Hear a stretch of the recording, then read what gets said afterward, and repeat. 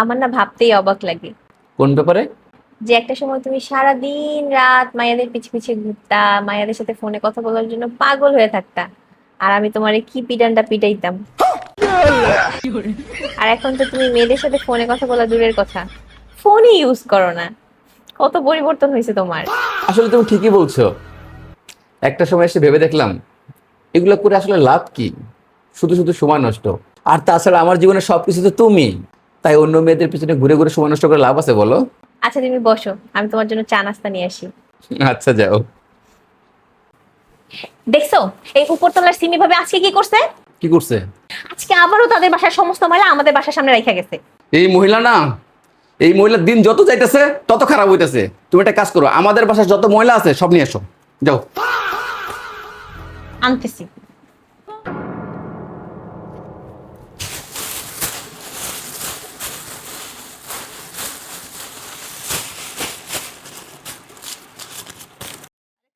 আজকে কোথায় আর কখন দেখা করবেন?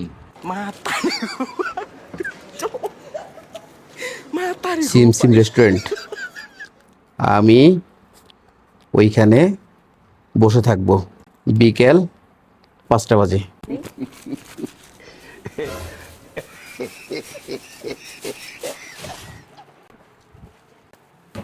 এই নাও। আনছো?